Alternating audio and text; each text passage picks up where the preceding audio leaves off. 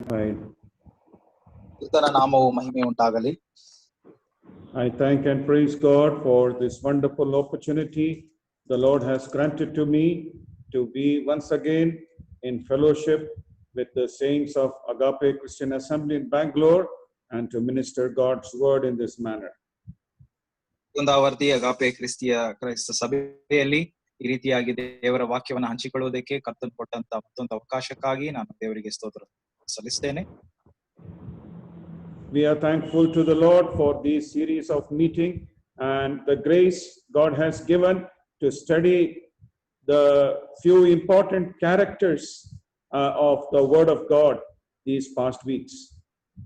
ಕಳೆದ ವಾರಗಳಲ್ಲಿ ದೇವರು ನಮಗೆ ದೇವರ ವಾಕ್ಯದಿಂದ ಅನೇಕ ದೇವ ಜನರ ವ್ಯಕ್ತಿತ್ವಗಳನ್ನ ಅರ್ಥ ಮಾಡಿಕೊಳ್ಳುವ ಹಾಗೆ ಕಲಿಯುವ ಹಾಗೆ ಸಹಾಯಿಸಿದ್ದಾನೆ. ದೇವರಿಗೆ ಸ್ತೋತ್ರವನ್ನು ಸಲ್ಲಿಸೋಣ. May our prayer be, Lord, make me like one of these thine servants, that I may be able to glorify thy name in the days to come. ನಮ್ಮ ಪ್ರಾರ್ಥನೆ ಇದಾಗಿರಲಿ, ದೇವರೇ ನಾನು ಕೂಡ ಈ ಒಂದು ದೇವ ಜನರ ಹಾಗೆ ನನ್ನ ವ್ಯಕ್ತಿತ್ವ ಇರಲಿ ಎಂಬುದಾಗಿ ನಾವು ಪ್ರಾರ್ಥನೆ ಮಾಡಬೇಕಾಗಿರೋಣ. First we studied from the life of Elijah the Tishbite. ನಾವು ಮೊದಲನೇದಾಗಿ ತಿಷ್ಬಿಯದ ಎಲಿಯನ ಕುರಿತಾಗಿ ನಾವು ಓದ್ತಾ ಬಂದೆವು, ಅರ್ಥ ಧ್ಯಾನ ಮಾಡುತ್ತಾ ಬಂದೆವು. Then we saw some important truths from the life of Samuel. ಮತ್ತು ನಾವು ಕೆಲವು ಸತ್ಯಾಂಶಗಳನ್ನ ಸಮುವೇಲನ ಜೀವಿತದಿಂದ ನಾವು ನೋಡುತ್ತಾ ಬಂದೆವು. Last week we considered some important truths concerning the faith of Noah. ಮತ್ತು ನಾವು ಕಳೆದ ವಾರದಲ್ಲಿ ಕೂಡ ನೋಹನ ಒಂದು ಸತ್ಯಾಂಶಗಳನ್ನ ಆತನ ಜೀವಿತದಿಂದ ಅರ್ಥ ಮಾಡಿಕೊಳ್ಳುತ್ತಾ ಬಂದೆವು. And one thing I want to tell you, that all these things that we have considered of these men of God, it's not complete in itself. ಒಂದು ಸಂಗತಿಯನ್ನ ನೀವು ಅರ್ಥ ಮಾಡಿಕೊಳ್ಳಬೇಕು, ಏನೆಂದರೆ ನಾವು ಧ್ಯಾನ ಮಾಡುತ್ತಿರುವಂತದ್ದು ಅದು ಎಲ್ಲವೂ ಕೂಡ ಸಂಪೂರ್ಣವಾಗಿದೆ ಎಂಬುದಾಗಿ ಅಲ್ಲ. Like for example, last week we studied 6 things concerning the faith of Noah. That is not all what the word of God teaches about Noah. There are so many things more to learn about Noah, but because of this time and constraint and this opportunity, we have limited ourselves to these truths. ನಾವು ಕಳೆದ ಬಾರಿ ನೋಹನ ಕುರಿತಾಗಿ 6 ಸಂಗತಿಗಳು, ಆತನ ನಂಬಿಕೆ ಕುರಿತಾಗಿ ನಾವು ನೋಡುತ್ತಾ ಬಂದೆವು. ಆದರೆ ಅದು ಮಾತ್ರವೇ ನಾವು ಕಲಿಯುವುದಕ್ಕೆ ಉಂಟು ಎಂಬುದಾಗಿ ನಾವು ಅರ್ಥ ಮಾಡಿಕೊಳ್ಳಬಾರದು. ಇನ್ನೂ ಕೂಡ ಅನೇಕ ಸತ್ಯಾಂಶಗಳು ನಮಗೆ ಇರುವಂತದ್ದಾಗಿದೆ. This evening, I want to prayerfully consider from the life of Abraham. ನಾನು ಈ ಒಂದು ಸಾಯಂಕಾಲ ವೇಳೆಯಲ್ಲಿ ಪ್ರಾರ್ಥನಾ ಪೂರ್ವಕವಾಗಿ ಅಬ್ರಹಾಮನ ಜೀವಿತದಿಂದ ಸತ್ಯಾಂಶಗಳನ್ನ ಕಲಿಯುವುದಕ್ಕೆ ಬಯಸುತ್ತೇನೆ. We all know very well about the life and the work of Abraham. ನಮಗೆ ಬಹಳ ಚೆನ್ನಾಗಿ ಅಬ್ರಹಾಮನ ಜೀವಿತದ ಕುರಿತಾಗಿ, ಆತನ ನಂಬಿಕೆ ಕುರಿತಾಗಿ ನಮಗೆ ಗೊತ್ತಿರುವಂತದ್ದಾಗಿದೆ. I'm sure there is hardly any believer who doesn't know about Abraham. ನನಗೆ ಬಹಳ ಖಂಡಿತವಾಗಿ ನಾನು ಈ ರೀತಿಯಾಗಿ ಹೇಳಬಹುದು, ಸುಮಾರು ಎಲ್ಲಾ ವಿಶ್ವಾಸಿಗಳಿಗೂ ಅಬ್ರಹಾಮನ ಕುರಿತಾಗಿ ಅವರಿಗೆ ಗೊತ್ತಿದೆ ಎಂಬುದಾಗಿ. Even from the days of our Sunday school, we have started learning about the life of Abraham. ನಮ್ಮ ಒಂದು ಸಂಡೇ ಸ್ಕೂಲ್ ಆ ಒಂದು ಸಮಯದಿಂದಲೂ ನಾವು ಅಬ್ರಹಾಮನ ಜೀವಿತದ ಕುರಿತಾಗಿ ನಾವು ಕಲಿತಾ ಬಂದಿದ್ದೇವೆ. But although we have started learning the life of Abraham from the days of Sunday school, I'm sure we are still studying the life of Abraham and still discovering new truths which we can apply in our practical life. ಹೌದು, ನಿಜವಾಗಿ ನಾವು Sunday school ಸಮಯದಿಂದಲೂ ನಾವು ಕಲಿಯುತ್ತಾ ಇದ್ರೂ ಸಹ ಇನ್ನೂ ಹೊಸ ಹೊಸ ಸಂಗತಿಗಳನ್ನ, ಸತ್ಯಾಂಶಗಳನ್ನ ನಾವು ಆತನ ಜೀವಿತದಿಂದ ಕಲಿಯುತ್ತಾ ಇದೆ ಎಂಬುದಾಗಿ ಅದು ನಿಜವಾಗಿದೆ. That is the beauty of the word of God. It is like a mighty ocean. The more you dig into it, you will get new and precious truths to learn that we may apply in our practical life. ಇದೇ ದೇವರ ವಾಕ್ಯದ ಒಂದು ಅಮೂಲ್ಯವಾದಂತ ಸತ್ಯಾಂಶವಾಗಿದೆ. ಏನೆಂದ್ರೆ ಅದು ಒಂದು ದೊಡ್ಡ ಮಹಾಸಾಗರದ ಹಾಗೆ, ಅಲ್ಲಿಂದ ನಾವು ಬಹಳ ಅಮೂಲ್ಯವಾದಂತಹ ರತ್ನಗಳನ್ನ ನಾವು ಅಲ್ಲಿಂದ ತೆಗೆದುಕೊಳ್ಳುವಂತರಾಗಿದ್ದೇವೆ. Even I have studied so much about the life of Abraham. ನಾನು ಕೂಡ ಅಬ್ರಹಾಮನ ಜೀವಿತವನ್ನ ನಾನು ಅನೇಕ ಸಂಗತಿಗಳನ್ನ ನಾನು ಕಲಿತಿದ್ದೇನೆ. But truly confessing, I have not completed his study. I am still learning new things from the life of Abraham. ನಿಜವಾಗಿ ಹೇಳಬೇಕಾದರೆ ಆತನ ಜೀವಿತದಿಂದ ಸಂಪೂರ್ಣವಾಗಿ ನಾನು ಕಲಿತಿದ್ದೇನೆ ಎಂಬುದಾಗಿ ಹೇಳೋದಕ್ಕೆ ಸಾಧ್ಯವಿಲ್ಲ, ಇನ್ನೂ ಕಲಿಯುತ್ತಲೇ ಇದ್ದೇನೆ. But our prayer may be that, Lord, all that I have studied and known, I may be able to apply it in my life, that through my life thy name may be glorified. ನನ್ನ ಪ್ರಾರ್ಥನೆ ಇದೇ ಆಗಿದೆ, ಏನೆಂದ್ರೆ ನಾನು ಏನು ಕಲಿತು ಅರ್ಥ ಮಾಡಿಕೊಂಡಿದ್ದೇನೋ ಅದನ್ನು ನನ್ನ ಜೀವಿತದಲ್ಲಿ ಅಳವಡಿಸಿಕೊಂಡು ನಿನ್ನನ್ನು ಮಹಿಮೆ ಪಡಿಸುವಂತವನಾಗಿರಲಿ ಎಂಬುದಾಗಿ ನನ್ನ ಪ್ರಾರ್ಥನೆ. We read a great deal about Abraham in the book of Genesis. ನಾವು ಅಬ್ರಹಾಮನ ಜೀವಿತದ ಕುರಿತಾಗಿ ಬಹಳ ಸಂಗತಿಗಳನ್ನ ಆದಿಕಾಂಡದಿಂದ ನಾವು ಓದುತ್ತೇವೆ. We also read so much about the life and the faith of Abraham even in the New Testament. ನಾವು ಹೊಸ ಒಡಂಬಡಿಕೆಯಲ್ಲಿಯೂ ಕೂಡ ಅಬ್ರಹಾಮನ ಜೀವಿತದ ನಂಬಿಕೆ ಮತ್ತು ಆತನ ಜೀವಿತವನ್ನ ಹೊಸ ಒಡಂಬಡಿಕೆಯಲ್ಲೂ ನಾವು ನೋಡುತ್ತೇವೆ. We see so many times the Lord Jesus Christ quoted Abraham, and even the apostles, they quoted Abraham in epistles. ನಮ್ಮ ಕರ್ತನಾದ ಯೇಸು ಕ್ರಿಸ್ತನು ಸಹ ಮತ್ತು ಅಪೊಸ್ತಲರು ಕೂಡ ಅಬ್ರಹಾಮನ ಜೀವಿತವನ್ನ, ಅಬ್ರಹಾಮನಿಂದ ಆ ಒಂದು ಸಂಗತಿಗಳನ್ನ ಎತ್ತಿ ತಿಳಿಸುವುದನ್ನ ನಾವು ನೋಡಬಹುದು. The life of Abraham is truly an ideal life for us, that we can follow his example in our life. ಅಬ್ರಹಾಮನ ಜೀವಿತ ನಿಜವಾಗಿಯೂ ಕೂಡ ಒಂದು ಪರಿಪೂರ್ಣವಾಗಿರುವಂತ ಒಂದು ಜೀವಿತವೇ ಎಂಬುದಾಗಿ ನಾವು ತಿಳಿಸಬಹುದು. ನಮಗೆ ಒಂದು ಮಾದರಿಯೇ ಆಗಿದೆ. This evening I want to meditate from the book of Genesis concerning few important truths about the life of Abraham. ನಾನು ಕೆಲವು ಸತ್ಯಾಂಶಗಳನ್ನ ಆದಿಕಾಂಡದಿಂದ ನಾನು ತೋರಿಸುವನಾಗಿದ್ದೇನೆ. ಅನೇಕ ಸತ್ಯಾಂಶಗಳನ್ನ ಅಬ್ರಹಾಮನ ಜೀವಿತದಿಂದ ನಾವು ನೋಡೋದಕ್ಕೋಸ್ಕರ. There are so many truths we learn from the life of Abraham, but because of the constraint of time, I would like to limit to few important truths that we learn from his life, from the life of Abraham. ನಾವು ಅನೇಕ ಸತ್ಯಾಂಶಗಳನ್ನ ಅಬ್ರಹಾಮನ ಜೀವಿತದಿಂದ ನಾವು ಕಲಿಯಬಹುದು, ಆದರೆ ನಾವು ಕೆಲವು ಸತ್ಯಾಂಶಗಳನ್ನ ಈ ಒಂದು ಸಾಯಂಕಾಲ ವೇಳೆಯಲ್ಲಿ ನಾವು ಕಲಿಯುವವರಾಗಿರೋಣ. First we will read from Genesis chapter 22 verse 1 and 2. ಮೊದಲನೇದಾಗಿ ನಾವು ಆದಿಕಾಂಡ 22ನೇ ಅಧ್ಯಾಯ 1 ಮತ್ತು 2ನೇ ವಚನವನ್ನು ಓದಿಕೊಳ್ಳೋಣ. It reads like this, and it came to pass after these things that God did tempt Abraham and said unto him, Abraham, and he said, Behold, here I am. And he said, Take now thy son, thine only son Isaac, whom thou lovest, and get thee into the land of Moriah, and offer him there for a burnt offering upon one of the mountains which I will tell thee of. ಆದಿಕಾಂಡ 22 1 ಮತ್ತು 2ನೇ ವಚನ. ಈ ಸಂಗತಿಗಳು ಆದ ಮೇಲೆ ದೇವರು ಅಬ್ರಹಾಮನನ್ನು ಪರಿಶೋಧಿಸಿದನು, ಹೇಗೆಂದರೆ ಆತನು ಅವನನ್ನು ಅಬ್ರಹಾಮನೇ ಎಂದು ಕರೆಯಲು ಅವನು ಇಗೋ ಇದ್ದೇನೆ ಅಂದನು. ಆಗಲಾತನು, ನಿನಗೆ ಪ್ರಿಯನಾಗಿರುವ ಒಬ್ಬನೇ ಮಗನಾದ ಇಸಾಕನನ್ನ ತೆಗೆದುಕೊಂಡು ಮೊರಿಯ ದೇಶಕ್ಕೆ ಹೋಗಿ ಅಲ್ಲಿ ಅವನನ್ನ ನಾನು ಹೇಳುವ ಒಂದು ಬೆಟ್ಟದ ಮೇಲೆ ಸರ್ವಾಂಗ ಹೋಮವಾಗಿ ಅರ್ಪಿಸಬೇಕು ಅಂದನು. One important truth that we learn from the life of Abraham is God wants our complete faith and obedience and dependence upon him. ಒಂದು ಸಂಗತಿ ನಾವು ಅಬ್ರಹಾಮನ ಜೀವಿತದಿಂದ ಕಲಿಯಬೇಕು ಏನೆಂದರೆ, ದೇವರು ನಮ್ಮ ಜೀವಿತದಿಂದ ಸಂಪೂರ್ಣವಾದಂತ ನಂಬಿಕೆ ಮತ್ತು ಆ ಒಂದು ವಿಧೇಯತ್ವವನ್ನ ಎದುರು ನೋಡುವವನಾಗಿದ್ದಾನೆ. Here we read how God told Abraham to offer up his son Isaac as a burnt offering unto him. ಇಲ್ಲಿ ನಾವು ನೋಡುತ್ತೇವೆ ಯಾವ ರೀತಿಯಾಗಿ ಅಬ್ರಹಾಮನು ಇಸಾಕನನ್ನ ಆ ಒಂದು ಸರ್ವಾಂಗ ಹೋಮವನ್ನಾಗಿ ಸಮರ್ಪಿಸಬೇಕೆಂಬುದಾಗಿ ದೇವರು ಹೇಳುವುದನ್ನ ನಾವಲ್ಲಿ ನೋಡುತ್ತೇವೆ. And we read in verse 1 that God is tempting Abraham or testing of Abraham on his faith and obedience and dependence on God.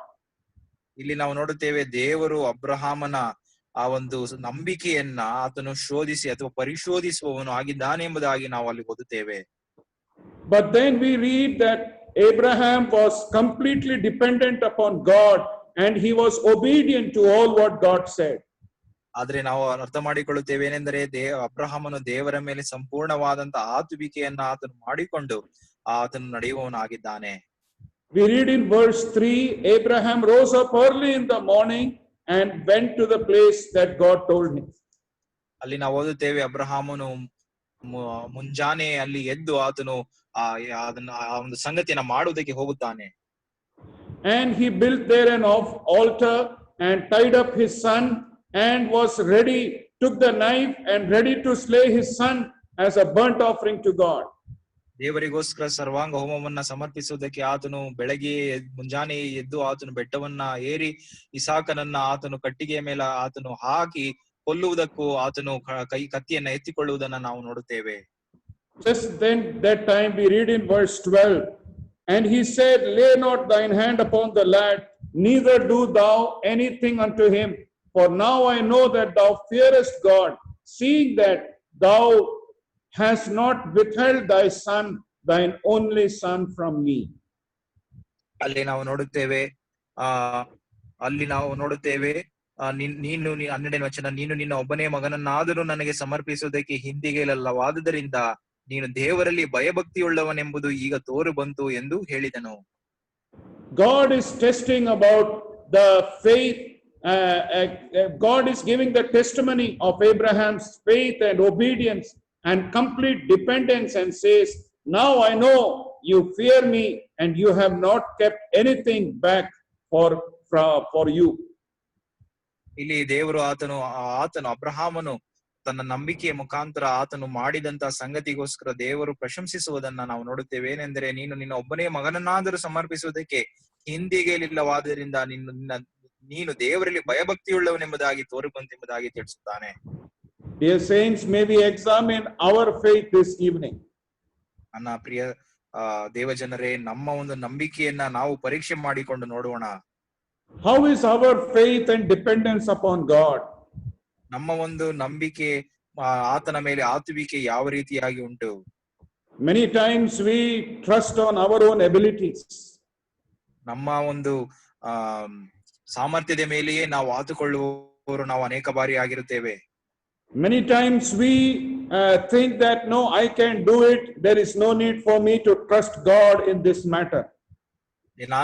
ನಾವು ಅನೇಕ ಬಾರಿ ಇದನ್ನ ನಾನು ಮಾಡುವುದಕ್ಕೆ ಸಾಧ್ಯ, ನಾನು ದೇವರನ್ನ ಮೇಲೆ ನಂಬುವುದಕ್ಕೆ ಬೇಕಾಗಿಲ್ಲ ಎಂಬುದಾಗಿ.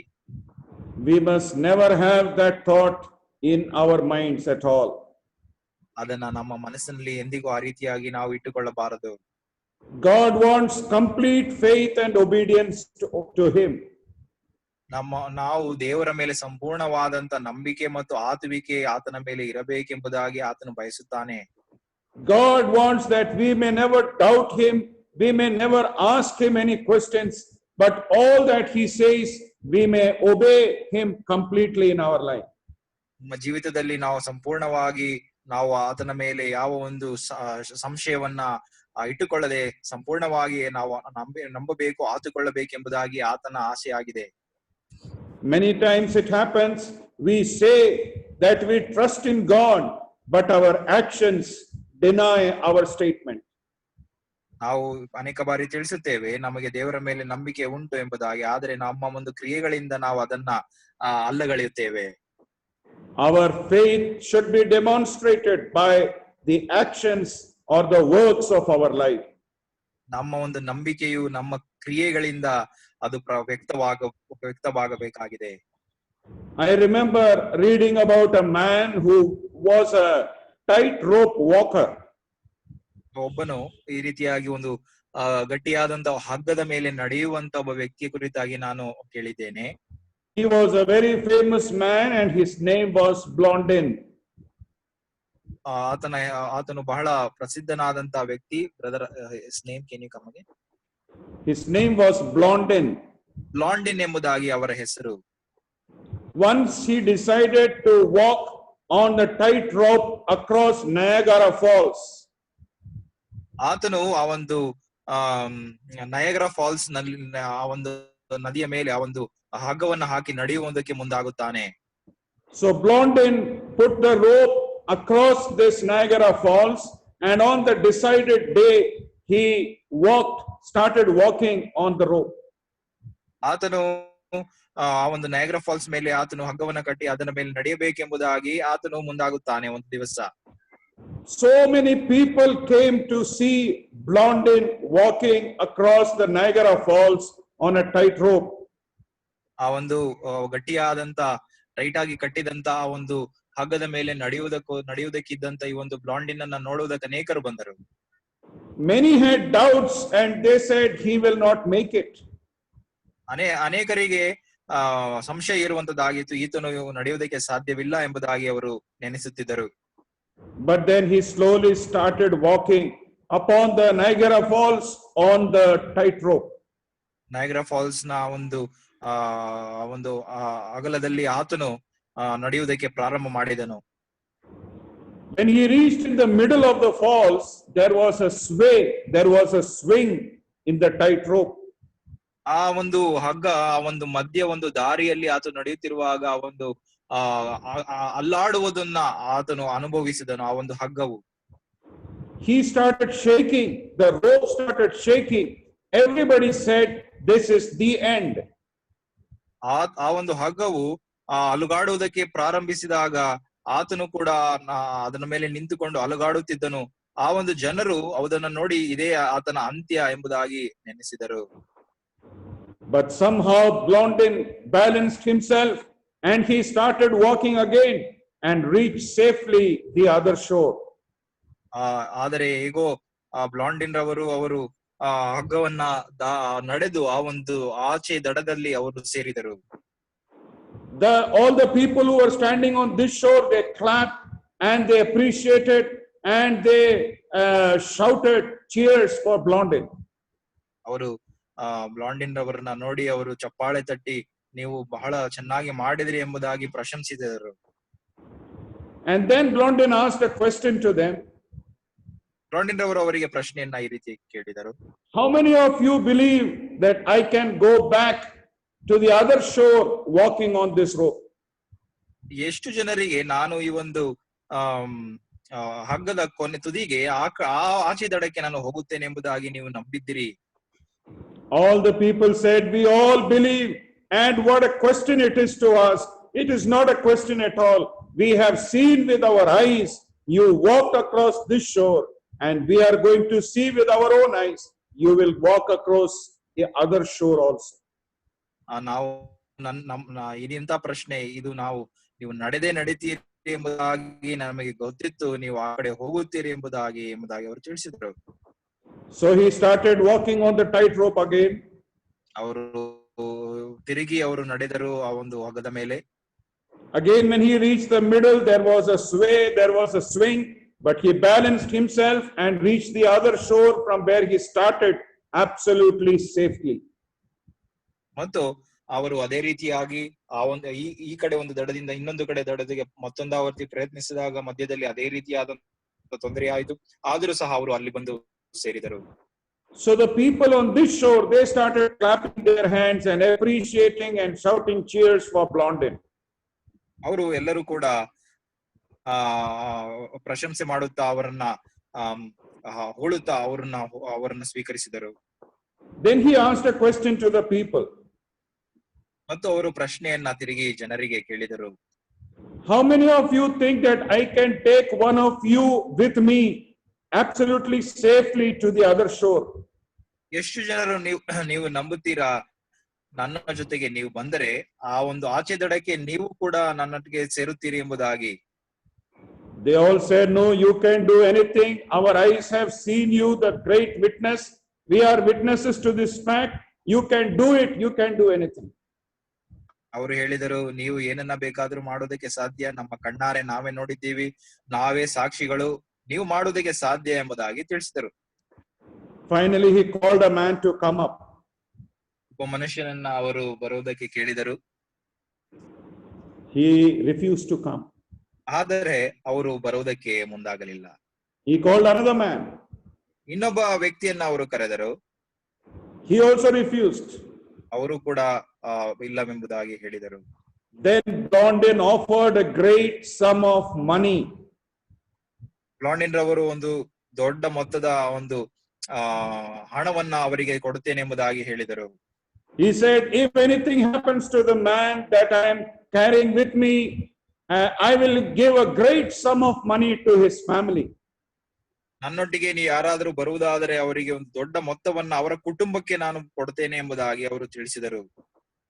Finally, a poor man half-heartedly, hesitantly prepared himself and was ready to go with Blondin. ಆದರೆ ಒಬ್ಬರು ಬಡವರಾದಂತ ಒಬ್ಬ ಮನುಷ್ಯನು ಆತನು ಸಂಕೋಚದಿಂದ ಅಂದರೆ ಪೂರ್ಣ ಮನಸ್ಸಿಲ್ಲದೆ ಆತನು ಬಂದನು ಅವರೊಟ್ಟಿಗೆ ಹೋಗುವುದಕ್ಕೋಸ್ಕರ. Blondin took this man along with him and walked safely across the other shore, absolutely safe. ಆದರೆ ನೋಡುವಾಗ ಬ್ಲಾಂಡಿನ್ ಅವರೊಟ್ಟಿಗೆ ಅವರು ಕೂಡ ಸುರಕ್ಷಿತವಾಗಿ ಆಚೆ ದಡಕ್ಕೆ ಹೋಗುವುದಕ್ಕೆ ಸಾಧ್ಯವಾಯಿತು. All were astonished and all were amazed at the great success and the great record, the great feat that this Blondin has accomplished. ಅವರು ಬೇರೆ ಜನರು ಎಲ್ಲರೂ ಕೂಡ ಅದನ್ನ ನೋಡಿ ಅವರು ಬಹಳ ಒಂದು ಚಕಿತರಾಗಿ ಅವರನ್ನ ಹೊಗಳುವುದಕ್ಕೆ ಪ್ರಾರಂಭಿಸಿದರು. And then when everybody was going home, ಈಗ ಎಲ್ಲರೂ ಕೂಡ ಅವರು ತಮ್ಮ ಮನೆಗಳಿಗೆ ಹೋಗುತ್ತಿರುವಾಗ two people were going together in one car. ಒಂದೇ ಕಾರಿನಲ್ಲಿ ಇಬ್ಬರು ವ್ಯಕ್ತಿಗಳು ಹೋಗುತ್ತಿದ್ದರು. Both were believers. ಇಬ್ಬರು ಕೂಡ ವಿಶ್ವಾಸಿಗಳೇ. One believer said to the other believer, ಒಬ್ಬ ವಿಶ್ವಾಸಿ ಇನ್ನೊಂದು ವಿಶ್ವಾಸಿಗೆ ಈ ರೀತಿಯಾಗಿ ಹೇಳಿದರು, if Blondin had called your name, would you have gone with him? ಬ್ಲಾಂಡಿನ್ ರವರು ನಿಮ್ಮನ್ನ ಕರೆದಿದ್ದರೆ ನೀವು ಅವರೊಟ್ಟಿಗೆ ಹೋಗುತ್ತಿದ್ದೀರೋ? He said no. ಇಲ್ಲ, ನಾನು ಹೋಗುತ್ತಿಲ್ಲ ಅಂತ. He asked why? ಯಾಕೆ ಹೋಗುವುದಿಲ್ಲ ಎಂಬುದಾಗಿ ಕೇಳಿದ್ರು. He said, I believe what Blondin can do. I believe on Blondin's works, but I don't believe on Blondin. ಬ್ಲಾಂಡಿನ್ ರವರು ಮಾಡುವಂತ ಕ್ರಿಯೆಗಳನ್ನ ನಾನು ನಂಬುತ್ತೇನೆ, ಆದರೆ ಬ್ಲಾಂಡಿನ್ ರವರನ್ನ ನಾನು ನಂಬುವುದಿಲ್ಲ ಎಂಬುದಾಗಿ ಹೇಳಿದರು. Many believers are like that. ಅನೇಕ ವಿಶ್ವಾಸಿಗಳು ಆ ರೀತಿಯಾಗಿದ್ದಾರೆ. They say that they trust God. ಅವರು ದೇವರನ್ನ ಅವರು ಭರವಸೆ ಇಟ್ಟಿದ್ದೇವೆ ಎಂಬುದಾಗಿ ತಿಳಿಸುತ್ತಾರೆ. They say that they have their faith on God. ದೇವರ ಮೇಲೆ ಅವರಿಗೆ ನಂಬಿಕೆ ಇದೆ ಎಂಬುದಾಗಿ ಅವರು ತಿಳಿಸುತ್ತಾರೆ. But when testing times come, they deny and they go back. ಆದರೆ ಶೋಧನೆಯ ಸಮಯ ಬರುವಾಗ ಅವರು ದೇವರನ್ನ ಬಿಟ್ಟು ದೂರ ಹೋಗುವಂತರಾಗಿದ್ದಾರೆ. But Abraham, during his testing times, he revealed this great truth that Abraham had complete faith and obedience and dependence upon the living God. ಆದರೆ ಅಬ್ರಹಾಮನಿಗೆ ಆ ಒಂದು ದೇವರಿಂದ ಪರಿಶೋಧನೆಯ ಸಮಯ ಬಂದಾಗ ಆತನು ದೇವರ ಮೇಲೆ ಪೂರ್ಣವಾದಂತ ಭರವಸೆ, ಆತುವಿಕೆ ಮತ್ತು ವಿಧೇಯತ್ವವನ್ನ ಇಟ್ಟಿರುವ ಒಬ್ಬ ಮನುಷ್ಯನಾಗಿ ತೋರಿ ಬಂದನು. So the life of Abraham teaches us that God wants our complete faith and dependence on him. ಅಬ್ರಹಾಮನ ಜೀವಿತವು ನಮಗೆ ತೋರಿಸುವುದೇನೆಂದರೆ ನಾವು ದೇವರ ಮೇಲೆ ಪೂರ್ಣವಾದಂತ ನಂಬಿಕೆ, ಆತುವಿಕೆ, ಭರವಸೆ ಇರಬೇಕು ಎಂಬುದಾಗಿ. One more truth that we learn from the life of Abraham. ಇನ್ನೊಂದು ಸತ್ಯಾಂಶ ಅಬ್ರಹಾಮನ ಜೀವಿತದಿಂದ ನಾವು ಕಲಿಯುವುದು ಏನೆಂದರೆ, we will read chapter 21 of Genesis verse 1. 21ನೇ ಅಧ್ಯಾಯ ಆದಿಕಾಂಡ 1ನೇ ವಚನವನ್ನ ಕೂಡ ಓದಿಕೊಳ್ಳೋಣ. Genesis 21:1 reads like this, and the Lord visited Sarah as he had said, and the Lord did unto Sarah as he had spoken. 21ನೇ ಅಧ್ಯಾಯ 1ನೇ ವಚನ ಆದಿಕಾಂಡ, ಯೆಹೋವನು ತಾನು ಹೇಳಿದಂತೆಯೇ ಸಾರಳ ಮೇಲೆ ದಯವಿಟ್ಟು ಆಕೆಗೆ ಕೊಟ್ಟ ಮಾತನ್ನ ನೆರವೇರಿಸಿದನು. Another truth that we learn from the life of Abraham and Sarah is, ಇನ್ನೊಂದು ಸತ್ಯಾಂಶ ಅಬ್ರಹಾಂ ಮತ್ತು ಸಾರಳ ಜೀವಿತದಿಂದ ನಾವು ಕಲಿಯುವುದೇನೆಂದ್ರೆ, God desires patience from our life. ದೇವರು ನಮ್ಮ ಜೀವಿತದಿಂದ ಆತನು ತಾಳ್ಮೆಯನ್ನ ಆತನು ಎದುರು ನೋಡುತ್ತಾನೆ. God wants our patience. ದೇವರು ನಮ್ಮ ಜೀವಿತದಿಂದ ಆತನು ತಾಳ್ಮೆಯನ್ನ ಎದುರು ನೋಡುತ್ತಿದ್ದಾನೆ. God wants that we may wait patiently for the time of God in our life. ನಾವು ದೇವರ ದೇವರ ಒಂದು ಸಮಯದವರೆಗೂ ನಾವು ತಾಳ್ಮೆಯಿಂದ ಜೀವಿಸುವವರಾಗಿರಬೇಕೆಂಬುದಾಗಿ ಅದು ತಿಳಿಸುತ್ತದೆ. We read about Abraham and Sarah in this chapter. Abraham ಮತ್ತು ಸಾರಳ ಜೀವಿತದಿಂದ ನಾವು ಇದನ್ನ ನೋಡುತ್ತೇವೆ. How God blessed their family with the gift of Isaac the son. ಯಾವ ರೀತಿಯಾಗಿ ಅಬ್ರಹಾಮ ಸಾರಳನ್ನ ದೇವರು ಆತನು ಇಸಾಕನ ಆ ಒಂದು ಉಡುಗೊರೆಯಿಂದ ಅವರನ್ನು ಆಶೀರ್ವದಿಸಿದನೆಂಬುದಾಗಿ ನಾವು ನೋಡುತ್ತೇವೆ.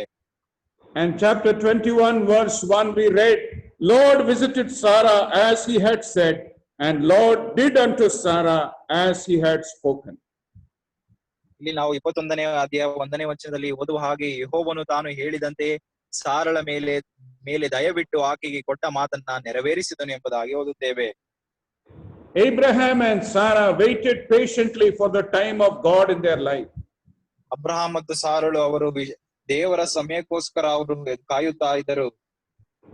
They knew that things are getting late, but they didn't panic. They didn't hurry up. They waited patiently for the time of God. ಅವರು ಸಮಯವು ತಡವಾಗುತ್ತಾ ಉಂಟು ಎಂಬುದಾಗಿ ಅವರಿಗೆ ತಿಳಿದಿದ್ದರು. ಆದರೂ ಕೂಡ ಅವರು ಆತುರ ಪಡದೆ ದೇವರ ಸಮಯವನ್ನ ಕಾಯುತ್ತಿದ್ದರು. They waited for 25 years to receive Isaac. ಅವರು ಇಸಾಕನನ್ನ ಪಡೆಯುವುದಕ್ಕೋಸ್ಕರ 25 ವರ್ಷ ಅವರು ಕಾಯುತ್ತಿದ್ದರು. God wants patience in our life. ದೇವರು ನಮ್ಮ ಜೀವಿತದಲ್ಲಿ ತಾಳ್ಮೆಯನ್ನ ಎದುರು ನೋಡುತ್ತಾನೆ. God wants us to wait for his blessings because he has a special purpose in his mind for us. ದೇವರು ಆತನ ಸಮಯದಲ್ಲಿ ಕಾಯುವುದಕ್ಕೆ ಆತನು ನಮ್ಮಿಂದ ಅಪೇಕ್ಷಿಸ್ತಾನೆ. ಯಾಕೆಂದ್ರೆ ವಿಶೇಷವಾದಂತ ಪದ್ಧತಿಯನ್ನ ಆತನು ಇಟ್ಟುಕೊಂಡಿರುವವನಾಗಿದ್ದಾನೆ. We as people, we want tomorrow's blessings today and today's blessings right now. ನಾವು ಯಾವ ರೀತಿಯಾಗಿ ಜನರೆಂಬುದಾಗಿ ನೋಡುವಾಗ ನಾಳಿನ ಆಶೀರ್ವಾದ ಇಂದಿನ ಆಶೀರ್ವಾದ ಈಗಲೇ ನಮಗೆ ದೊರೆಯಬೇಕು ಎಂಬುದಾಗಿ ನಾವು ಅಪೇಕ್ಷಿಸುವವರಾಗಿರುತ್ತೇವೆ. But God is a God who works in his own time, and he wants us as his believers that we may wait patiently for his time and purpose in our life. ಆದ್ರೆ ನಮ್ಮ ದೇವರು ಆತನು ತನ್ನ ಸಮಯದಲ್ಲಿ ಮಾಡುವಂತ ಒಂದು ಕೆಲಸಕ್ಕಾಗಿ ಕಾರ್ಯಕ್ಕಾಗಿ ನಾವು ಎದುರು ನೋಡುತ್ತಾ ತಾಳ್ಮೆಯಿಂದ ಇರಬೇಕೆಂಬುದಾಗಿ ಅಪೇಕ್ಷಿಸುತ್ತಾನೆ. When we read 1 Samuel chapter 1, 1 ಸಮುವೇಲ 1ನೇ ಅಧ್ಯಾಯವನ್ನ ನಾವು ಓದುವಾಗ we read about Hannah. ನಾವು ಹನ್ನಳ ಕುರಿತಾಗಿ ನಾವು ನೋಡುತ್ತೇವೆ. And we read something very special about Hannah in chapter 1. 1ನೇ ಅಧ್ಯಾಯದಲ್ಲಿ ವಿಶೇಷವಾದಂತ ಒಂದು ವಿಷಯವನ್ನ ಹನ್ನಳ ಕುರಿತಾಗಿ ನಾವು ಓದುತ್ತೇವೆ. ಏನೆಂದರೆ, we will read 1 Samuel chapter 1 verse 5. 1 ಸಮುವೇಲ 1:5 ಓದಿಕೊಳ್ಳೋಣ. But unto Hannah he gave a worthy portion, for he loved Hannah, but the Lord had shut up her womb. ಇಲ್ಲಿ ಓದುತ್ತೇವೆ, ಅವನು ಹನ್ನಳನ್ನು ಬಹಳವಾಗಿ ಪ್ರೀತಿಸಿದರು, ಯೆಹೋವನು ಆಕೆಗೆ ಮಕ್ಕಳನ್ನ ಕೊಡಲಿಲ್ಲವಾದ್ದರಿಂದ ಆಕೆಗೆ ಒಂದು ಭಾಗವನ್ನ ಮಾತ್ರ ಕೊಡುತ್ತಿದ್ದನು. Here we read, the Lord had shut up her womb. ಇಲ್ಲಿ ನಾವು ಓದುತ್ತೇವೆ, ಯೆಹೋವನು ಅವಳಿಗೆ ಮಕ್ಕಳನ್ನ ಕೊಡಲಿಲ್ಲ ಎಂಬುದಾಗಿ. We read again in verse 6, and her adversary also provoked her sore, for to make her fret, because the Lord had shut up her womb. 6ನೇ ವಚನದಲ್ಲಿ ಕೂಡ, ಇದಲ್ಲದೆ ಆಕೆಯ ಸಬತಿಯು ಯೆಹೋವನು ನಿನ್ನನ್ನು ಬಂಜೆಯನ್ನಾಗಿ ಮಾಡಿದ್ದಾನೆಂದು ಹೇಳಿ ಆಕೆಯನ್ನ ಕೆಣಕಿ ನೋಯಿಸುತ್ತಿದ್ದಳು. 2 times over we read the same statement, the Lord had shut up her womb. ಇಲ್ಲಿ 2 ಬಾರಿ ನಾವು ನೋಡುತ್ತೇವೆ, ಆಕೆಗೆ ಮಕ್ಕಳಾಗಲಿಲ್ಲ ಅಥವಾ ಯೆಹೋವನು ಮಕ್ಕಳು ಆಗುವುದಕ್ಕೆ ಅನುಮತಿ ಕೊಡಲಿಲ್ಲ ಅಥವಾ ಬಂಜೆಯನ್ನಾಗಿ ಮಾಡಿದ್ದನು ಎಂಬುದಾಗಿ. Why did the Lord do that? ಯಾಕೆ ದೇವರು ಈ ರೀತಿಯಾಗಿ ಮಾಡಿದನು? Lord wanted a Samuel to come out from Hannah. ಯಾಕೆ ಎಂಬುದಾಗಿ ನೋಡುವಾಗ ಯೆಹೋವನು ಹನ್ನಳ ಮುಖಾಂತರ ಒಬ್ಬ ಸಮುವೇಲನು ಹುಟ್ಟಿ ಬರಬೇಕು ಎಂಬುದಾಗಿಯೇ. And God wanted to prepare Hannah for this blessing. ಈ ಒಂದು ಆಶೀರ್ವಾದಕ್ಕೋಸ್ಕರ ದೇವರು ಹನ್ನಳನ್ನ ಸಿದ್ಧಪಡಿಸುವುದಕ್ಕೋಸ್ಕರ ಆತನು ಇಟ್ಟಿದ್ದನು. God wanted that Hannah's prayers must not stop, Hannah's tears must not diminish, but continue, keep it continue. And finally, when the Lord's time came, God blessed Hannah with a son called Samuel. ಯಾಕೆಂಬುದಾಗಿ ನೋಡುವಾಗ ಹನ್ನಳ ಒಂದು ಪ್ರಾರ್ಥನೆ ಕಣ್ಣೀರು ಅದು ನಿಲ್ಲಬಾರದು ಎಂಬುದಾಗಿಯೇ ಮತ್ತು ದೇವರ ಆ ಒಂದು ಸಮಯದಲ್ಲಿ ಆ ಒಂದು ಸಮವೇಲನ್ನು ಹುಟ್ಟಿ ಬರಬೇಕು ಹನ್ನಳ ಮುಖಾಂತರ ಎಂಬುದಾಗಿ ಆ ರೀತಿಯಾಗಿ ಬಂಜೆಯನ್ನಾಗಿ ಅವಳನ್ನ ಇಟ್ಟಿದ್ದನು. God desires our patience that God may accomplish his purposes in our life for his own glory. ಆತನ ಮಹಿಮೆಗಾಗಿ ಆತನ ಒಂದು ಕಾರ್ಯಗಳು ತನ್ನ ಸಮಯದಲ್ಲಿ ನಡೆಯುವುದಕ್ಕೋಸ್ಕರ ಆತನು ಮಾಡುತ್ತಾನೆ. When we read Gospel of John chapter 11, ಯೋಹಾನ್ ಬರೆದ ಸುವಾರ್ತೆ 11ನೇ ಅಧ್ಯಾಯವನ್ನ ನಾವು ಓದುವಾಗ we read about Mary and Martha and how their brother Lazarus was dead. ಮರಿಯಳು ಮತ್ತು ಮಾರ್ತಳು ಯಾವ ರೀತಿಯಾಗಿ ಅವರು ಇದ್ದರು ಎಂಬುದಾಗಿ ಲಾಜರನು ಸತ್ತು ಹೋದಾಗ ಎಂಬುದಾಗಿ ನಮಗೆ ತಿಳಿದಿದೆ. Finally, when the Lord Jesus Christ came, Martha is saying, Lord, you are 4 days late. ಕರ್ತನಾದಂತ ಯೇಸು ಕ್ರಿಸ್ತನು ಕೊನೆಯದಾಗಿ ಆತನು ಲಾಜರ್ನ ಆ ಒಂದು ಮಾರ್ತಳ ಬಳಿಗೆ ಬರುವಾಗ ಮಾರ್ತಳು ಹೇಳುತ್ತಾಳೆ, ನೀನು 4 ದಿವಸ ತಡವಾಗಿ ಬಂದಿದ್ದೀ ಎಂಬುದಾಗಿ. The Lord said, Martha, if you believe, you will see the glory of God. ಮಾರ್ತಾ, ನೀನು ನಂಬುವಳಾಗಿದ್ದರೆ ನೀನು ದೇವರ ಮಹಿಮೆಯನ್ನ ಕಾಣುವಿ ಎಂಬುದಾಗಿ ತಿಳಿಸಿದನು. God wants patience from our life because God works everything in his time that his purpose may be accomplished in our life. ನಮ್ಮ ಜೀವಿತದಲ್ಲಿ ನಾವು ತಾಳ್ಮೆಯಿಂದ ಇರಬೇಕೆಂಬುದಾಗಿ ದೇವರು ಅಪೇಕ್ಷಿಸ್ತಾನೆ. ಯಾಕೆಂದ್ರೆ ತನ್ನ ಸಮಯದಲ್ಲಿ ಆತನು ತನ್ನ ಉದ್ದೇಶವನ್ನ ಪೂರ್ಣಗೊಳಿಸುವಂತನಾಗಿದ್ದಾನೆ. When we read the Gospels, we see how Jesus Christ did all the works according to his time that had come. ನಾವು ಹೊಸ ಒಡಂಬಡಿಕೆಯಲ್ಲಿ ಸುವಾರ್ತೆಗಳನ್ನ ನಾವು ಓದುವಾಗ ಯಾವ ರೀತಿಯಾಗಿ ನಮ್ಮ ಕರ್ತನಾದ ಯೇಸು ಕ್ರಿಸ್ತನು ತನ್ನ ಸಮಯದಲ್ಲಿ ಎಲ್ಲ ಸಂಗತಿಗಳನ್ನ ಮಾಡಿದನು ಎಂಬುದಾಗಿ. See, turn with me to the Gospel of John. I would like to show you how the Lord did everything according to his time schedule. ತನ್ನ ಒಂದು ಸಮಯದ ಒಂದು ಅವಧಿಯಲ್ಲಿ ಸಮಯದ ಒಂದು ಆ ರೀತಿಯ ಆತನ ಸಮಯದಲ್ಲಿ ಅದನ್ನ ಎಲ್ಲವನ್ನು ಹೇಗೆ ಮಾಡಿದನೆಂಬುದಾಗಿ ಯೋಹಾನ ಬರೆದ ಸುವಾರ್ತೆಯಲ್ಲಿ ತೋರಿಸೋದಕ್ಕೆ ಬಯಸ್ತೇನೆ. We will read John chapter 2 verse 4. ಯೋಹಾನ ಬರೆದ ಸುವಾರ್ತೆ 2ನೇ ಅಧ್ಯಾಯ 4ನೇ ವಚನ. Jesus saith unto her, Woman, what have I to do with thee? Mine hour is not yet come. ಯೇಸು ಆಕೆಗೆ, ಅಮ್ಮ, ನನ್ನ ಗೊಡವೆ ನಿನಗೇಕೆ? ನನ್ನ ಸಮಯವು ಇನ್ನೂ ಬಂದಿಲ್ಲ ಎಂದು ಹೇಳಲು. The Lord is saying, my time has not yet come. ನನ್ನ ಸಮಯವು ಇನ್ನೂ ಬಂದಿಲ್ಲ. Now turn to John chapter 7. ಯೋಹಾನ ಬರೆದ ಸುವಾರ್ತೆ 7ನೇ ಅಧ್ಯಾಯ. John chapter 7 and verse 6. 7ನೇ ಅಧ್ಯಾಯ 6ನೇ ವಚನ. Then Jesus said unto them, my time is not yet come, but your time is always ready. ನನ್ನ ಸಮಯವು ಇನ್ನೂ ಬಂದಿಲ್ಲ, ನಿಮ್ಮ ಸಮಯವು ಯಾವಾಗಲೂ ಸಿದ್ಧವಾಗಿದೆ.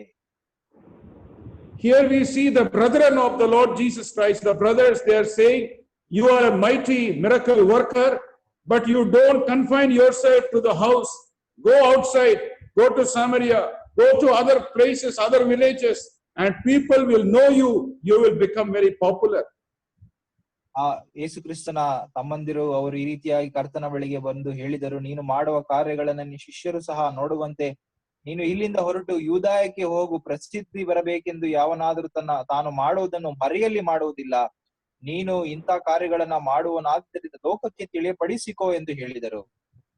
To this proposal the Lord says, my time is not yet come. ಈ ಒಂದು ಸಂಗತಿಗೆ ಕರ್ತನು ಉತ್ತರ ಕೊಟ್ಟಿದ್ದು, ನನ್ನ ಸಮಯವು ಇನ್ನೂ ಬಂದಿಲ್ಲ ಎಂಬುದಾಗಿ. Now turn to John chapter 12. 12ನೇ ಅಧ್ಯಾಯ ಯೋಹಾನ ಬರೆದ ಸುವಾರ್ತೆಗೆ ನಿಮ್ಮ ಸತ್ಯವೇದಗಳನ್ನ ತಿಳಿಸಿರಿ. We will read John chapter 12 verse 23. ಯೋಹಾನ ಬರೆದ ಸುವಾರ್ತೆ 12ನೇ ಅಧ್ಯಾಯ 23ನೇ ವಚನವನ್ನ ಓದಿಕೊಳ್ಳೋಣ. And Jesus answered them saying, the hour is come that the Son of Man should be glorified. ಆಗ ಯೇಸು ಅವರಿಗೆ ಉತ್ತರ ಕೊಟ್ಟು ಹೇಳಿದ್ದೇನೆಂದರೆ, ಮನುಷ್ಯ ಕುಮಾರನು ತನ್ನ ಮಹಿಮೆಯ ಪದವಿಯನ್ನು ಹೊಂದುವ ಸಮಯ ಬಂದಿದೆ ಎಂಬುದಾಗಿ. Did you see the sequence there? ಅಲ್ಲಿ ಇರುವಂತ ಕ್ರಮವನ್ನ ನೀವು ನೋಡಿದಿರೋ? When the time was not yet come, the Lord said, my time has not yet come, my time has not yet come. But when the time came, the Lord said, the hour has come, my time has come. ಆತನು ತನ್ನ ಸಮಯವು ಇನ್ನೂ ಬರದೇ ಇರುವಾಗ ಆತನು ಜನರಿಗೆ ತಿಳಿಸಿದ್ದೇನೆಂದರೆ ನನ್ನ ಸಮಯವು ಇನ್ನೂ ಬಂದಿಲ್ಲ ಎಂಬುದಾಗಿ. ಆದರೆ ಈಗ ಸಮಯವು ಬಂದಾಗ ನನ್ನ ಸಮಯವು ಅಥವಾ ನನ್ನ ಗಳಿಗೆಯು ಈಗ ಬಂದಿದೆ ಎಂಬುದಾಗಿ ಆತನು ತಿಳಿಸಿದನು. Since God does everything according to his perfect and right time, God desires from us as believers that we may have patience in our life. ನಮ್ಮ ಜೀವಿತದಲ್ಲಿಯೂ ಕೂಡ ದೇವರು ಅಪೇಕ್ಷಿಸುವುದೇನೆಂದ್ರೆ ಆತನ ಸಮಯದಲ್ಲಿ ಕಾರ್ಯ ಮಾಡುವುದಕ್ಕೋಸ್ಕರ ನಾವು ತಾಳ್ಮೆಯಿಂದ ಇರಬೇಕು ಎಂಬುದಾಗಿ. The life of Abraham teaches us God desires patience from our life. ದೇವರು ಅಬ್ರಹಾಮನ ಜೀವಿತದಿಂದ ನಮಗೆ ತಿಳಿಸುವುದೇನೆಂದ್ರೆ ನಾವು ತಾಳ್ಮೆಯಿಂದ ಇರಬೇಕೆಂಬುದಾಗಿ. One more truth from the life of Abraham. ಇನ್ನೊಂದು ಸತ್ಯಾಂಶ ನಾವು ಅಬ್ರಹಾಮನ ಜೀವಿತದಿಂದ We ನೋಡುವ. will read chapter 18 verse 24. 18ನೇ ಅಧ್ಯಾಯ 24ನೇ ವಚನವನ್ನು ನಾವು ಓದೋಣ. Chapter 18 verse 24. Peradventure there be 50 righteous within the city. Wilt thou also destroy and not spare the place for the 50 righteous that are therein? 24ನೇ ವಚನ. ಒಂದು ವೇಳೆ ಆ ಊರೊಳಗೆ 50 ಮಂದಿ ನೀತಿವಂತರಿದ್ದಾರು, ಅದರಲ್ಲಿ 50 ಮಂದಿ ನೀತಿವಂತರಿದ್ದರೂ ಆ ಸ್ಥಳವನ್ನ ಉಳಿಸದೆ ನಾಶ ಮಾಡುವಿಯಾ ಎಂಬುದಾಗಿ. We will read verse 32 also. And he said, Oh, let not the Lord be angry, but I will speak yet but this time once. Peradventure 10 shall be found there. And he said, I will not destroy it for 10's sake. 32ನೇ ವಚನವನ್ನು ಓದಿಕೊಳ್ಳೋಣ. ಅಬ್ರಹಾಮನು, ಸ್ವಾಮಿ ನೀನು ಸಿಟ್ಟಾಗಬಾರದು, ಇನ್ನು ಒಂದು ಸಾರಿ ಮಾತಾಡುತ್ತೇನೆ. ಒಂದು ವೇಳೆ 10 ಮಂದಿ ಸಿಕ್ಕಾರು ಎನ್ನಲು ಆತನು 10 ಮಂದಿಯ ನಿಮಿತ್ತವು ಅದನ್ನು ಉಳಿಸುವೆನು, ನಾಶ ಮಾಡುವುದಿಲ್ಲ. Here, an important truth that we learn from the life of Abraham is God seeks our intercessions.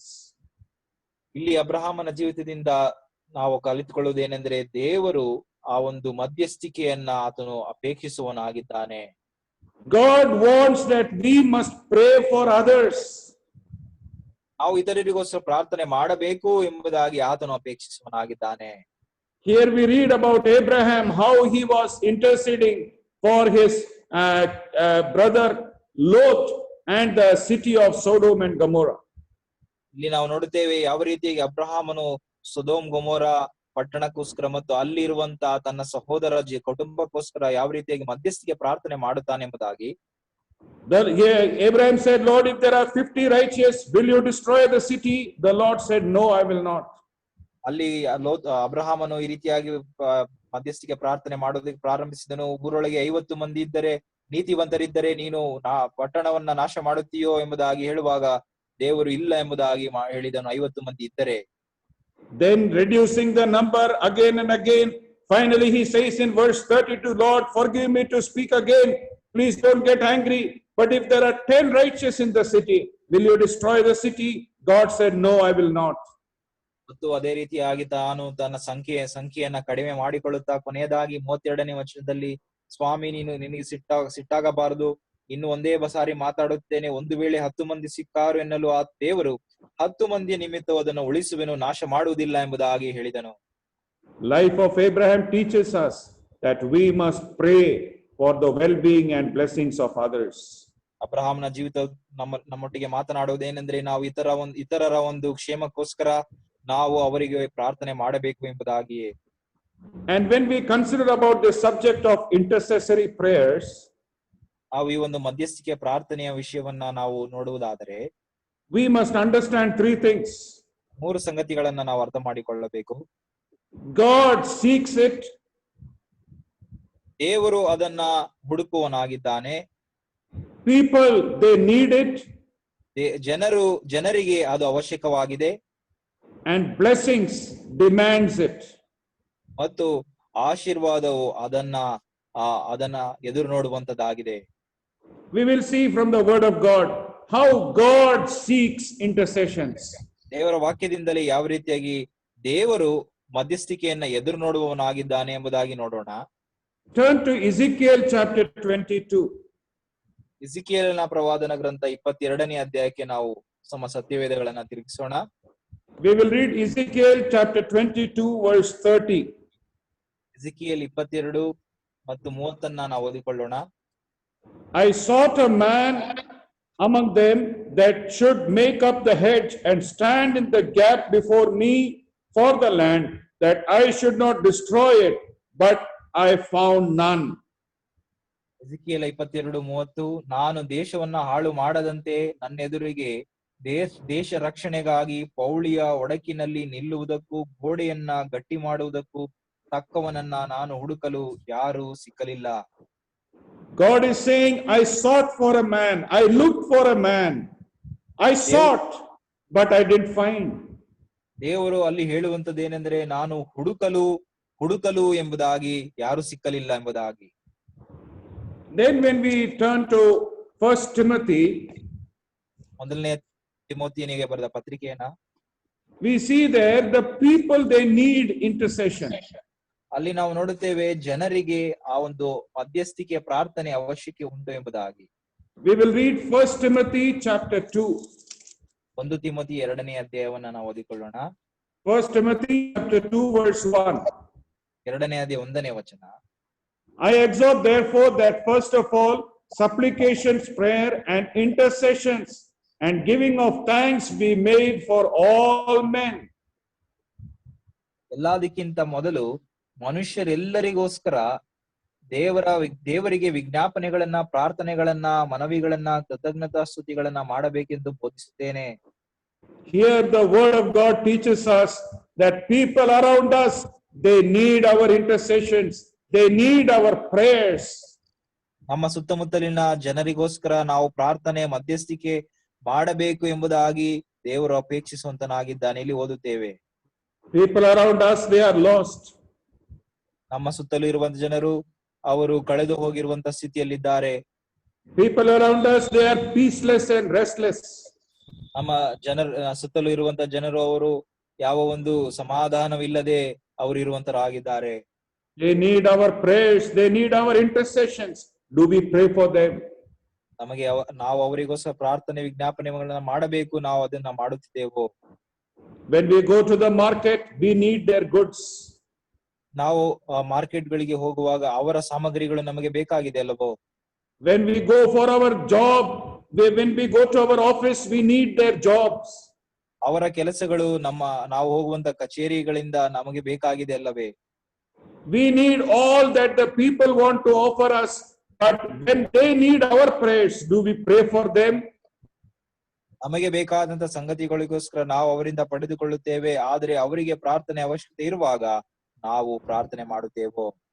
Remember, God is seeking for intercessions. People need intercessions. ಇದನ್ನ ಜ್ಞಾಪಕ ಮಾಡಿಕೊಳ್ಳಿರಿ, ಅರ್ಥ ಮಾಡಿಕೊಳ್ಳ್ರಿ. ನಾವು ದೇವರು ಪ್ರಾರ್ಥನೆಯನ್ನ ಎದುರು ನೋಡೋನಾಗಿದ್ದಾನೆ ಮತ್ತು ಜನರಿಗೆ ಪ್ರಾರ್ಥನೆಯ ಅವಶ್ಯಕ ಉಂಟು. Not only that, our blessings demand intercessions, prayers. ಅದು ಮಾತ್ರವಲ್ಲ, ಆಶೀರ್ವಾದಕ್ಕೂ ಆ ಪ್ರಾರ್ಥನೆಯ ಅಗತ್ಯತೆ ಉಂಟು. Please turn with me to the book of Job, the last chapter 42. ಯೋಬನ ಪುಸ್ತಕ ಕೊನೆಯ ಅಧ್ಯಾಯ 42ನೇ ಅಧ್ಯಾಯಕ್ಕೆ ನಿಮ್ಮ ಸತ್ಯವೇದಗಳನ್ನ ತಿರುಗಿಸಿರಿ. Job chapter 42 verse 10. ಯೋಬನ ಪುಸ್ತಕ 42ನೇ ಅಧ್ಯಾಯ 10ನೇ ವಚನ. The Lord turned the captivity of Job when he prayed for his friends.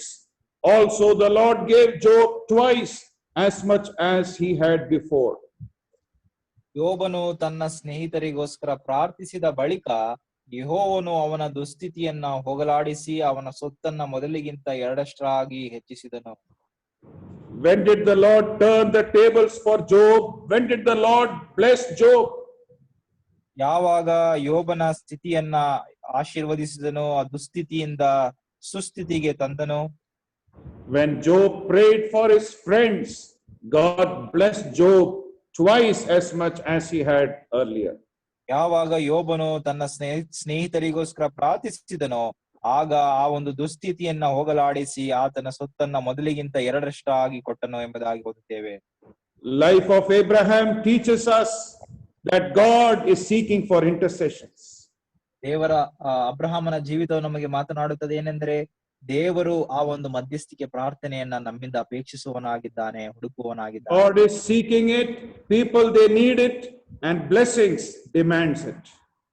ದೇವರು ಅದನ್ನು ಹುಡುಕುವವನಾಗಿದ್ದಾನೆ, ಜನರಿಗೆ ಅದು ಅವಶ್ಯಕತೆ ಉಂಟು, ಆಶೀರ್ವಾದ ಬರಬೇಕಾದರೆ ನಾವು ಪ್ರಾರ್ಥನೆ ಮಾಡಬೇಕು. Finally, a concluding thought, and I'll close with that. ಕೊನೆಯದಾಗಿ ವಿಷಯವನ್ನ ತಿಳಿಸಿ ನಾನು ಮುಗಿಸ್ತೇನೆ. When God saw the life of Abraham,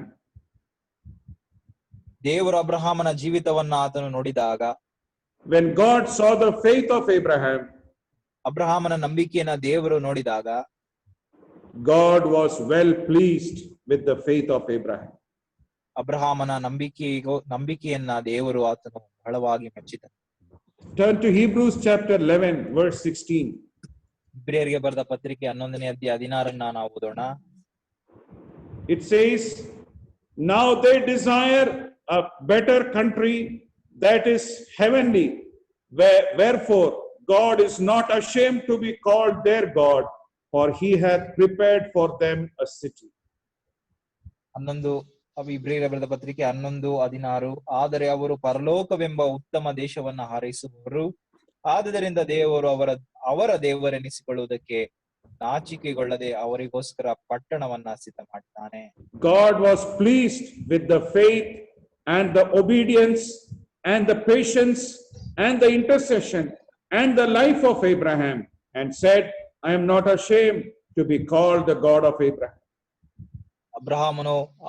ದೇವರು ಅಬ್ರಹಾಮನ ನಂಬಿಕೆ, ತಾಳ್ಮೆ ಮತ್ತು ವಿಧೇಯತ್ವ, ಭರವಸೆ ಎಲ್ಲವನ್ನ ಆತನು ನೋಡಿ ಆತನನ್ನ ಮೆಚ್ಚಿ ಅಬ್ರಹಾಮನ ದೇವರು ಎಂಬುದಾಗಿ ಕರೆಸಿಕೊಳ್ಳುವುದಕ್ಕೆ ಆತನು ನಾಚಿಕೆ ಪಡಲಿಲ್ಲ. My concluding thought is, if God were to testify a line of statement of our testimony, what will God say? Maybe examine our own life. ಕೊನೆಯದಾಗಿ ಇದನ್ನ ನಾನು ಪರೀಕ್ಷೆ ಮಾಡಿಕೊಳ್ಳುವುದಕ್ಕೆ ಬಿಡುತ್ತೇನೆ. ಏನೆಂದರೆ, ದೇವರು ನಮ್ಮ ಕುರಿತಾಗಿ ಒಂದು ಸಾಕ್ಷಿಯ ವಿಷಯವನ್ನ ತಿಳಿಸುವವನಾಗಿದ್ದರೆ ಅದು ನನ್ನ ವಿಷಯ, ನಿಮ್ಮ ವಿಷಯ ಏನಾಗಿರುತ್ತದೆ ಎಂಬುದಾಗಿ ನಾವು ಪರೀಕ್ಷೆ ಮಾಡೋಣ. Like Abraham, may we have complete faith on God, may we have complete patience on God, may we have intercessions and prayers for others in the presence of God. ನಾವು ಅಬ್ರಹಾಮನ ಜೀವಿತದಲ್ಲಿ ತೋರಿ ಬಂದ ಆ ಒಂದು ಪೂರ್ಣವಾದಂತ ನಂಬಿಕೆ, ವಿಧೇಯತ್ವ, ಆ ಒಂದು ಮಧ್ಯಸ್ಥಿಕೆ ಪ್ರಾರ್ಥನೆ ಅದು ನಮ್ಮ ಜೀವಿತದಲ್ಲಿಯೂ ಕೂಡ ತೋರಿ ಬರಲಿ. May God bless these thoughts towards our hearts. May the name of the Lord be glorified. ಈ ಒಂದು ವಾಕ್ಯವನ್ನ, ಧ್ಯಾನವನ್ನ ದೇವರು ತಾನೇ ಆಶೀರ್ವದಿಸಿ ಕೊಡಲಿ. ದೇವರ ನಾಮಕ್ಕೆ ಮಹಿಮೆ ಉಂಟಾಗಲಿ.